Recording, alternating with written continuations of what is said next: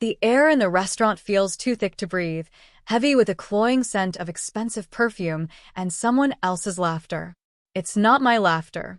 It's hers. And his. My husband. Mark. They sit across the room, oblivious, bathed in the warm glow of a trendy chandelier, a tableau of sickening intimacy framed by linen tablecloths and polished silver.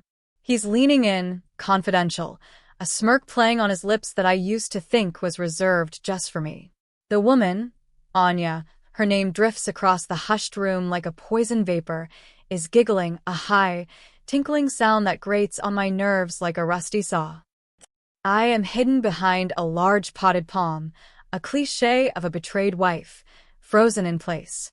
My hand is clamped over my mouth, not to stifle a sob, but to contain a sound I don't recognize, a low, guttural noise that feels like it's clawing its way out of my chest.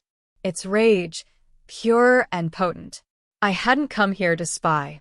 I'd come here for a surprise anniversary dinner, a foolish, hopeful gesture with a reservation made weeks ago under my maiden name, a romantic whim to pretend we were young and secretive again. I dressed carefully, wore the necklace he bought me on our first anniversary, rehearsed the witty anecdotes I'd share. Then I saw them, not just together but like that, entwined in conversation, bodies angled towards each other, sharing secrets that should have been mine. The worst part isn't the physical closeness, though that twists my gut into a Gordian knot. It's the look in his eyes. Admiration. Respect. Something he hasn't shown me in years. Maybe ever. Not like this. He looks proud to be with her. I hear fragments now, carried on the murmur of the restaurant. He's talking about work, about his firm, the one he built, the one that consumes him. Anya works in the same industry. Competitive. Sharp. Everything, apparently, that I am not. His voice is louder now, boastful, fueled by the wine or the company or both. She has no idea, he says, his laughter booming slightly, drawing the attention of nearby diners. Anya smiles, encouraging him. She's comfortable. Content. He leans closer, lowering his voice again, but I strain, every nerve ending raw and exposed. She's got nothing on me, he whispers, but the words land like hammer blows against my skull. Nothing she could ever do. It's all mine. All of it. And she wouldn't even know where to start. He means my life. The life we built together. The financial security. The house. The illusion of stability. He thinks I'm a decorative piece, a kept woman with no mind for business, no drive, no capability outside the gilded cage he thinks he built for me. She's got nothing on me. The phrase repeats in my head, a chilling mantra. Nothing on him? I have his name. I have years of watching him. I have years of swallowing his condescension. I have a lifetime of being underestimated. Right now, all I have is this burning, violent surge of something I haven't felt in a long time. A cold, clear certainty. He thinks I have nothing? I have everything, he just said I don't. And he has no idea what's coming. If this story hits close to home, I'd love to hear your version. Drop a comment with where you're listening from and what time it is. And if you haven't already, please subscribe. It helps more than you know to bring these stories to life. Before this night, my life felt settled, comfortable, as Mark so dismissively put it. We lived in a beautiful house in the suburbs, the kind with manicured lawns and neighborhood watch stickers on the windows. Our days fell into a predictable rhythm. He went to his office, a towering glass structure downtown where he was the managing partner of a successful financial consulting firm. He built it from the ground up, or so he always reminded me. His ambition was a physical force, filling rooms, dominating conversations. He was loud, charismatic in a boardroom, and utterly draining at home. My own career had been paused. I'd worked in tech in my early 20s, a scrappy startup culture that felt a million miles away from the polished world Mark inhabited. I loved the energy, the innovation, the feeling of building something new. But Mark, he'd always subtly undermined it. It's sweet, honey, your little computer phase, he'd say, or wouldn't you rather focus on making a home? His success grew, and the pressure, though never explicit, mounted. When our daughter Lily was born, it seemed the natural choice for me to step back. And then step further back when the second one arrived. The pause became years. Decades. My life became a tapestry woven from school runs, PTA meetings, managing the household staff, planning dinner parties that showcased Mark's success. I wasn't unhappy, not exactly. I loved my girls fiercely. But there was a quiet hum of dissatisfaction beneath the surface, a feeling of unused potential, of a part of me slowly atrophying. Mark didn't see it. He saw a wife who managed his life seamlessly, freeing him to conquer the world. He saw a reflection of his own success. He saw someone who benefited from his efforts, who was dependent on his provision. He never saw the mind that used to devour technical journals for fun. He never saw the relentless problem solver I was before motherhood absorbed me. He never saw the ambition he seemed to think only men possessed. He looked at me and saw a comfortable domestic life he paid for. He saw someone who had nothing on him, and perhaps, in that moment in the restaurant, that was true. Materially, legally, on paper, I had nothing he hadn't ultimately provided or allowed. He held all the power, or so he believed. The walk home from the restaurant was a blur. I don't remember hailing a cab or how I got through the front door. I just remember the cold night air stinging my face, the rush of blood in my ears drowning out the sounds of the city. I remember peeling off the dress I'd chosen with such hope, feeling like a stranger in my own skin. Standing in the bathroom, the harsh light reflecting off the tile, I looked at my face in the mirror. It was pale, drawn. The woman looking back looked lost, wounded. But beneath the shock, something else was stirring. Rage. Cold, sharp, and surprisingly focused. It wasn't the hot, wild anger that makes you scream and break things. It was the quiet, simmering kind that hardens resolve. She's got nothing on me, those words. They weren't just an insult. They were a gauntlet thrown. Adare. He came home hours later, smelling of perfume and wine, humming slightly off-key. He didn't notice my absence from the bed. Didn't notice the stillness in the house. He stumbled into the room, shed his clothes, and fell into a heavy, self-satisfied sleep. I watched him from the window seat, the moon casting long shadows across the room.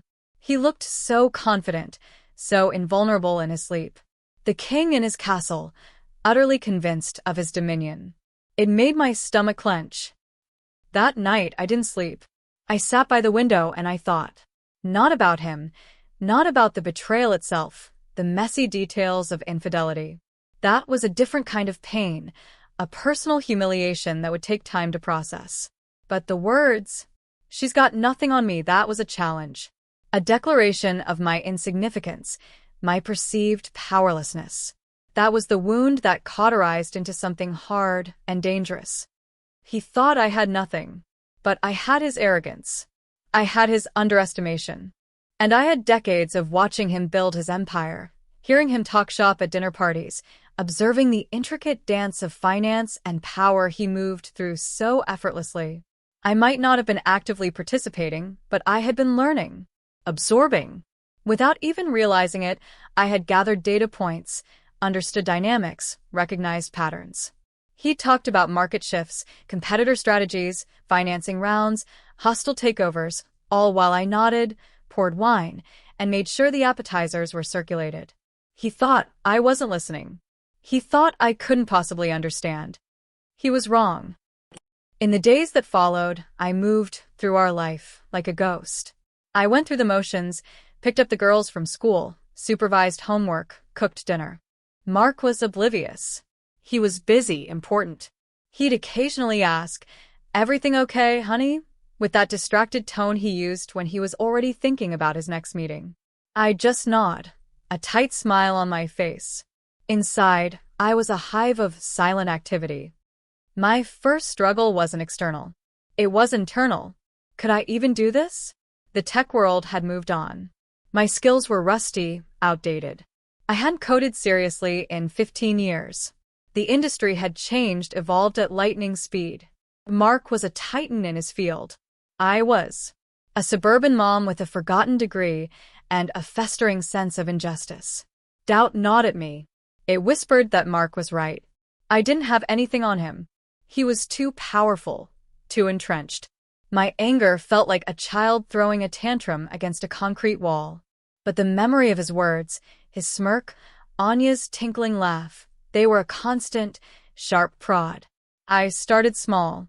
Late at night, after everyone was asleep, I dusted off my old laptop. It was slow, clunky, a relic. I spent hours researching. What was the tech landscape now? What were the emerging fields? Where were the gaps? I devoured online courses, tutorials, industry reports. My brain, dormant for so long, began to whir back to life. It was exhausting. My eyes burned from staring at the screen.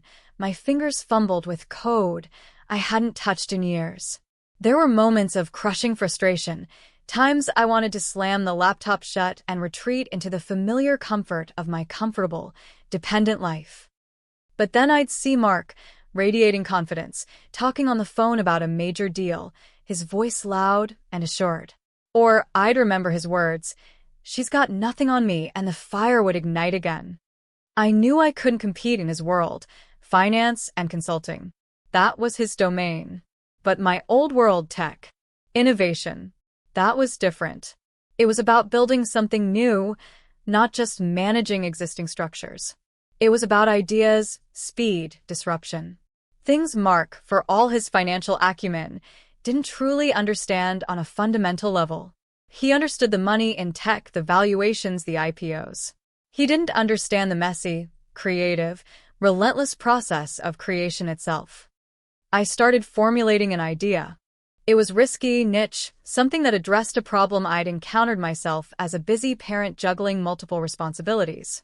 A platform. A service. It felt like a long shot, a pipe dream. But the idea took root, growing stronger with each passing night of research and planning. Funding was the first major hurdle. I had some savings, personal money from before I married Mark, investments I'd made years ago that he never paid much attention to. It wasn't much, certainly not enough to build a tech company. Mark controlled the joint accounts, the significant wealth. Asking him for money was unthinkable. Borrowing from friends or family felt impossible. Explaining my situation without exposing the raw wound of the betrayal was too difficult. I started exploring angel investors, venture capitalists. It was a brutal, demoralizing process. I was a woman in her late 40s, with a resume gap wider than the Grand Canyon, pitching an idea in an industry I hadn't actively worked in for 15 years. The meetings were polite, but the skepticism was palpable. They saw a housewife playing at business. They saw risk, not potential.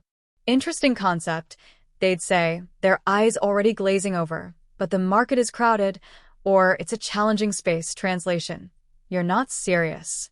You're not capable. The rejections piled up. Each one felt like another validation of Mark's dismissive words. My confidence, already fragile, wavered. I felt foolish, exposed. There were nights I cried into my pillow, overwhelmed by the magnitude of what I was attempting, the loneliness of doing it in secret. The house felt like a prison, a constant reminder of the life I was trying to escape, the man I was trying to prove wrong. Mark, meanwhile, was oblivious. He was facing his own challenges at the firm, though he framed them as opportunities. A major competitor was expanding, encroaching on their territory. He was working longer hours, his stress levels higher than usual. He'd come home, vent about his day, about aggressive market tactics and falling margins. I'd listen, make sympathetic noises, all the while my mind was racing. I was starting to see patterns in his complaints, vulnerabilities in his firm's structure, and strategy that his arrogance blinded him to. He was so focused on the big, obvious threats, he wouldn't see the one quietly building in the shadows of his own home. The midpoint shift didn't happen overnight.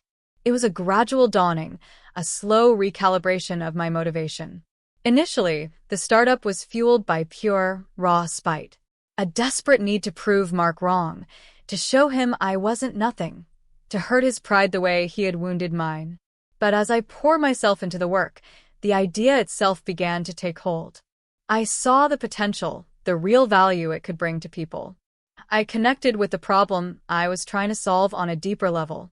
The code, the design, the marketing strategy, it stopped being just a weapon against Mark and started becoming a passion in itself. I remember a late night, staring at a complex piece of code that had finally clicked into place. A small feature, almost insignificant in the grand scheme, but it worked. It did exactly what I intended. A wave of quiet satisfaction washed over me. It wasn't about Mark in that moment. It was about the thing I was building. It was mine. Created by my hands, my mind. It was real. That was the turning point. The moment the startup stopped being solely about revenge and started being about me. My capability, my vision, my future independent of him. The betrayal still hurt, a deep ache in my chest, but it transformed from a paralyzing pain into a sharp, clear fuel. I wasn't just trying to get back at Mark. I was reclaiming myself, building a new identity, one he couldn't define or dismiss. This shift gave me strength. The rejections from VCs still stung, but they no longer felt like personal judgments of my worth. They were just obstacles to navigate. I started looking for alternative funding sources, smaller angel investors who valued the social impact of the platform, or maybe just saw something in my quiet determination. I found one, an older woman, a retired tech executive who had faced her own battles in the industry. She saw the fire in my eyes, the meticulous planning in my pitch deck. She didn't care about the resume gap. She cared about the idea and the drive. Her initial investment was modest, barely enough to get off the ground, but it was everything. It was validation. It was a lifeline. It was the first tangible step towards making the impossible possible. With the seed funding secured, I rented a tiny, windowless office space in a rundown building far from the gleaming towers of Mark's financial district. It was cramped, smelled faintly of mildew, and was a world away from the plush carpets and mahogany desks of his firm. But it was mine. I hired one part-time developer, a brilliant young woman fresh out of college who believed in the idea. We worked relentlessly. Long days blurred into longer nights. There was no separation between work and life. Every spare moment was spent building, refining, troubleshooting. Mark barely noticed my increased absence. I'd say I was meeting a friend or taking a class. He was too absorbed in his own corporate battles. His competitor, Stryker Consulting, was proving a thorn in his side. He'd rant about their aggressive tactics, their lower fees, how they were poaching clients. He was so focused on them, on this external threat to his empire, that he remained utterly blind to the quiet, internal disruption I was building. He'd sometimes make a condescending remark about my little projects. "Still tinkering, honey?" he'd say with a patronizing smile. "Making busy?" I'd just smile back, a tight, knowing smile he couldn't read. Let him think I was playing. The harder he underestimated me, the bigger the blind side would be. The rising challenges were relentless. The initial funding ran out faster than expected. We hit technical roadblocks that seemed insurmountable. The marketing budget was non-existent. We relied on social media and word of mouth, praying someone would notice. There were days I felt completely overwhelmed, standing on the edge of a precipice, one wrong step away from tumbling back into the abyss of my old life, defeated. I remember one particular low point. We had a major bug in the system, crippling a core function of the platform. My developer was sick. I spent 72 hours straight hunched over my laptop in that dingy office, fueled by lukewarm coffee and sheer desperation, trying to fix it myself. My eyes burned, my back ached, and the doubt flooded in, a cold tide. "You can't do this. You're not good enough." He was right.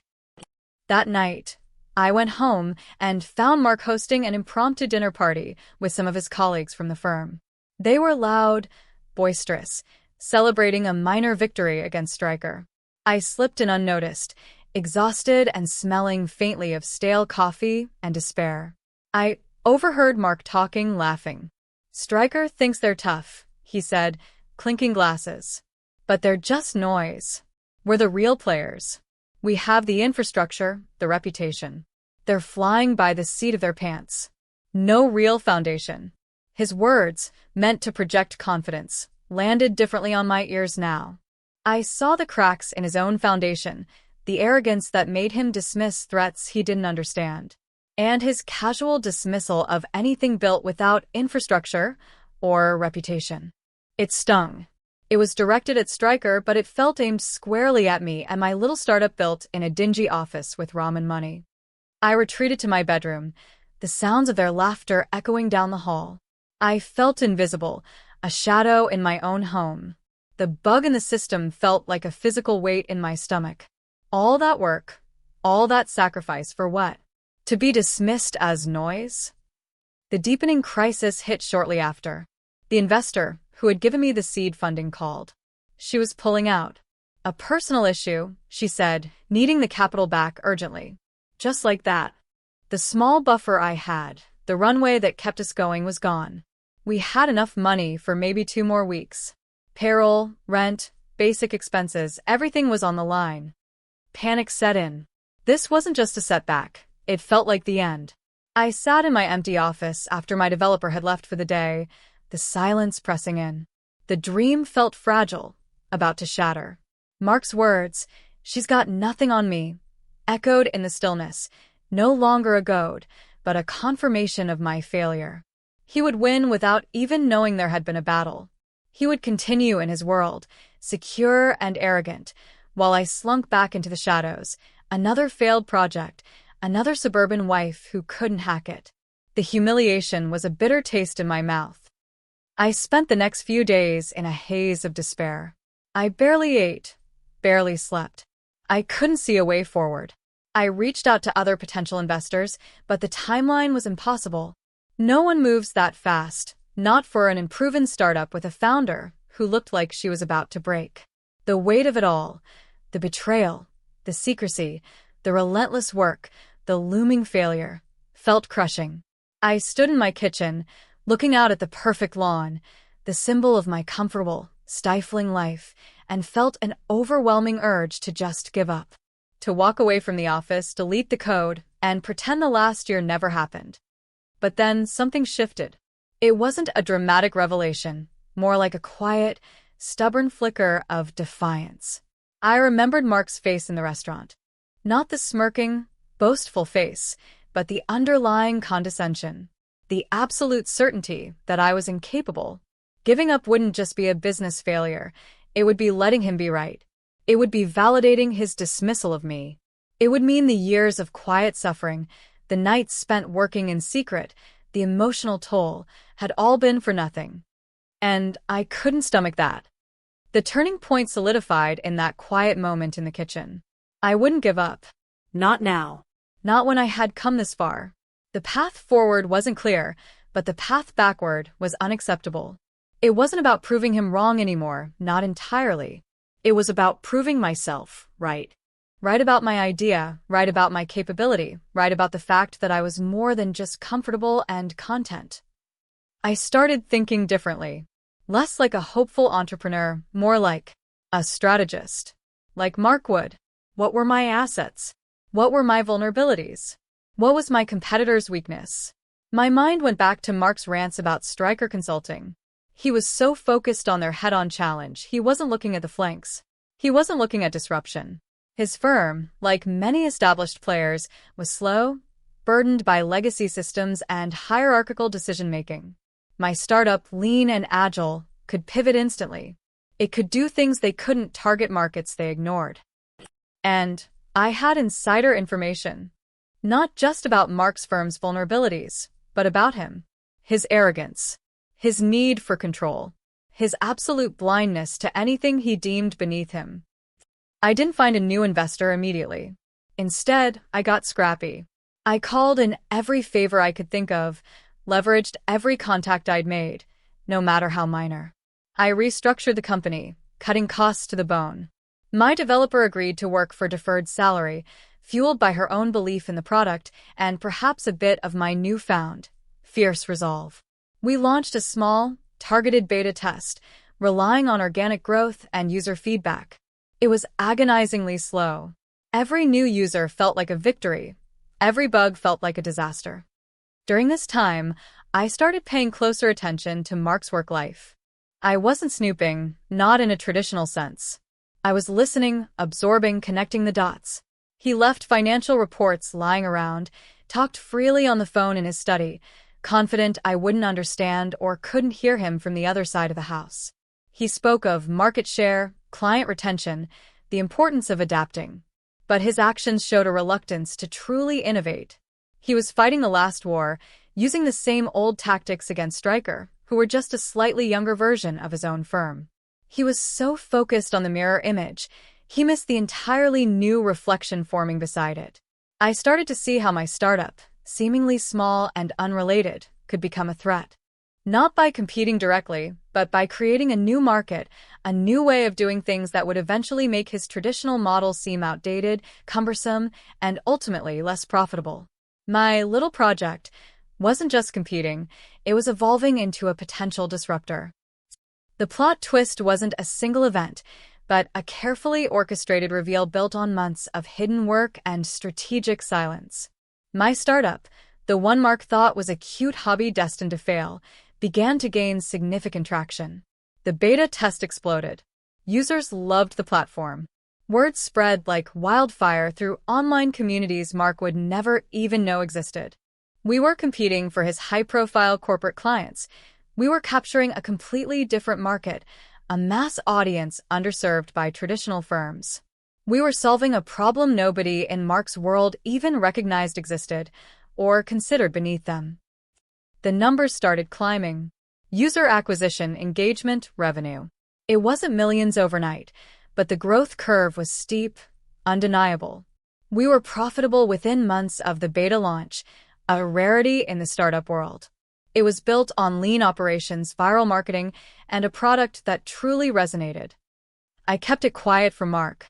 I continued to play the part of the supportive wife, occasionally mentioning the challenges of my little venture with a sigh, subtly reinforcing his perception of its struggle and insignificance.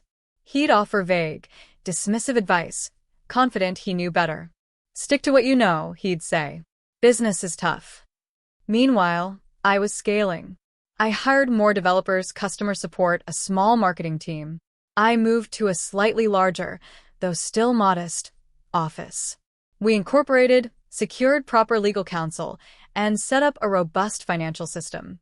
I was meticulous, building a solid foundation, learning from the mistakes of others, and from watching Mark's firm's vulnerabilities. Paper trails, contracts, intellectual property, the things Mark held in such high regard, I made sure were ironclad. Because I knew, eventually, he would see me not just as a failed wife, but as a competitor. And I needed to be ready. The external signs of my success were minimal in our shared life. I didn't buy a fancy car or expensive jewelry. I maintained the facade of my old life, the suburban mom with a low-key project, but internally, I was transforming. The woman who doubted herself, who felt invisible, was replaced by someone sharp, decisive, and utterly focused. The years of watching Mark, absorbing his business world from the periphery, paid off in unexpected ways.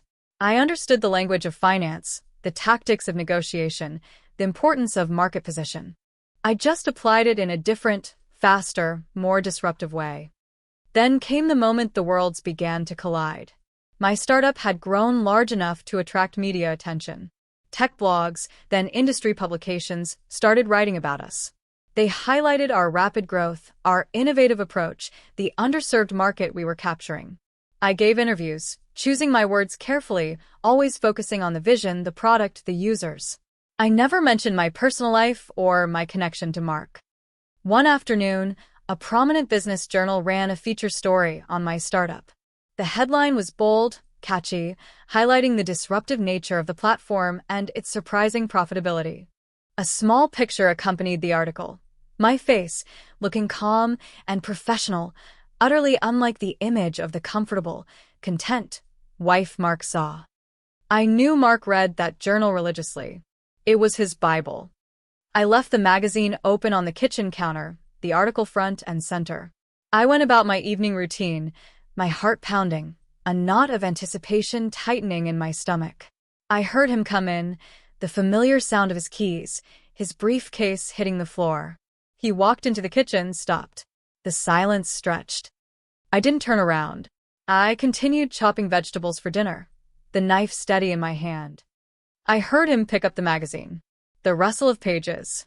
The silence again. Then, a sharp intake of breath. What?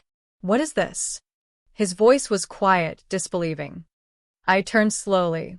He was staring at the magazine, his face pale, his eyes wide with shock. He looked from the picture of me in the article to me standing there in my casual clothes holding a knife. The two images didn't compute in his mind. The suburban housewife and the successful tech founder. That's my company, I said, my voice steady, devoid of emotion. My startup.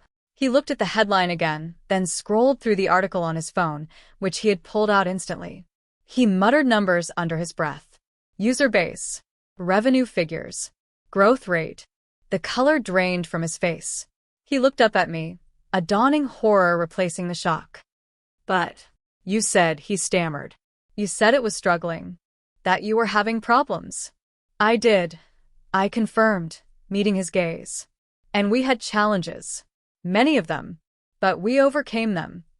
He looked back at the article, his eyes scanning the details. He saw the numbers. He saw the trajectory. He saw the scale. And then he saw something else.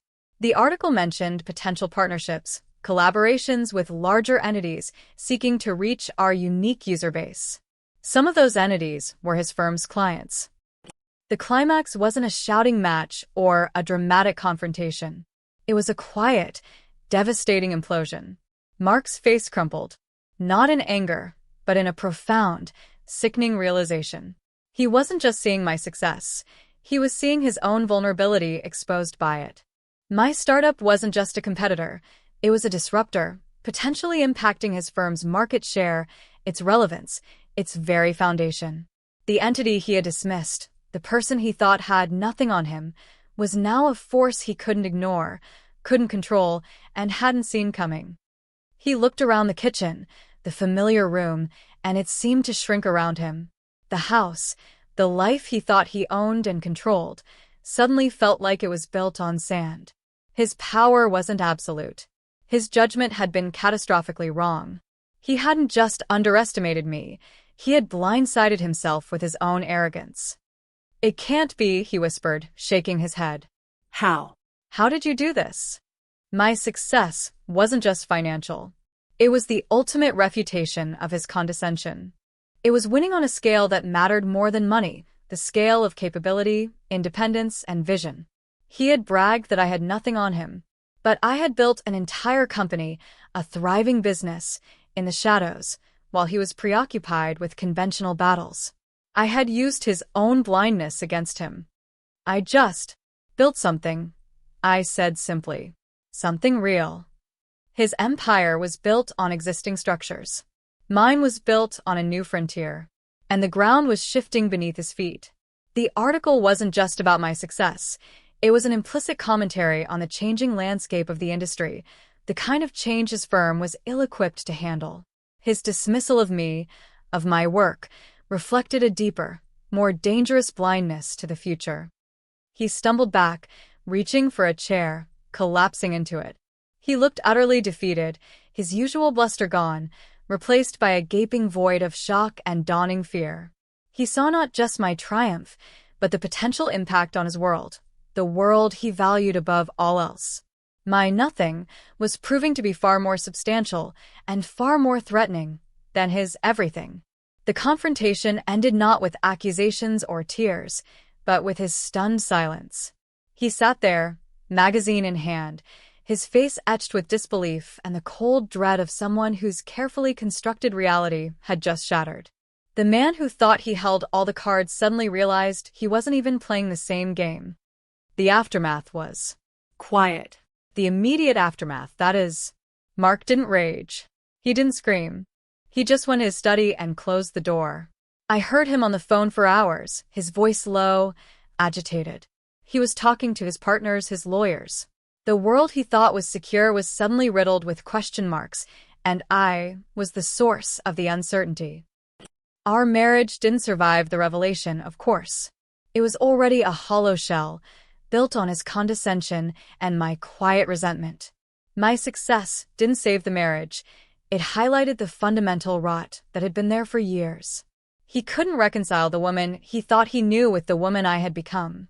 The power dynamic had irrevocably shifted, and he couldn't bear it. He filed for divorce, citing irreconcilable differences. His lawyers tried to challenge the valuation of my company, tried to claim some stake in it based on our marital assets, but my legal team, the one I had quietly assembled, shut them down cold. The company was mine, built with my effort, my separate funds, during a period he was actively dismissing my capabilities. The paper trail was clean, the ownership unambiguous. The divorce was messy, painful, but ultimately swift. He fought over material things, the house, the investments, the things he understood, the things he valued. He still couldn't grasp the true value of what I had built, not in terms of money, but in terms of independence and power. He saw the valuation, yes, but he didn't see the fire in my belly, the resilience forged in secret. My startup continued to thrive. The publicity from the article, combined with our solid product, propelled us to new heights. We secured a major funding round from a reputable VC firm, one that had initially rejected me but now pursued me aggressively. We expanded internationally, acquired smaller companies, and diversified our offerings. We became a major player in our niche, a force to be reckoned with. And Mark's firm? Stryker Consulting continued to chip away at their market share. But the real threat wasn't Stryker. It was the changing tide, the shift towards digital-first, agile solutions that my company embodied. Mark, stuck in his old ways, failed to adapt.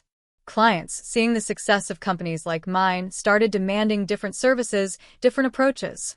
His firm, burdened by its own legacy, struggled to keep up. They lost clients, revenue declined, and his partners, frustrated by his rigid leadership and declining performance, eventually pushed him out. I didn't revel in his downfall, not entirely. There was a cold satisfaction, yes, a sense of vindication.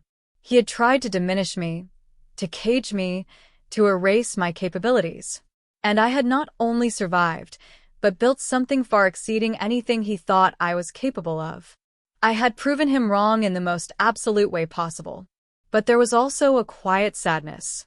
For the years lost, for the betrayal, for the death of a marriage that, at one point, I had believed in. The victory was mine, hard-won and sweet, but it tasted faintly of ash. My life now is different. My company demands most of my time, but I am building it on my terms, with a culture that values innovation, resilience, and people's often hidden potential. My daughters see a different mother now, not just the one who managed their home, but one who built something from nothing, who faced adversity and didn't back down. That, more than any financial success, is my greatest achievement. Mark is. I don't know exactly. I hear things through the grapevine. He tried consulting on his own, but without the firm's infrastructure and reputation, he struggled. The market had moved on. The world he understood had changed, and he was left behind. The man who thought he had everything, who believed his power was absolute, ended up with significantly less than he started. And the woman he dismissed as having nothing on him built an empire that continues to grow. The truth is, he was right. I didn't have anything on him. I had something entirely different. Something he couldn't see, couldn't measure, and ultimately couldn't compete with. I had my own capacity, my own vision, my own relentless will forged in the fires of his betrayal. And that, it turns out, was everything. If this story hit close to home, I'd love to hear your version. Drop a comment with where you're listening from and what time it is. Thanks for being here. Subscribing helps bring more of these to life.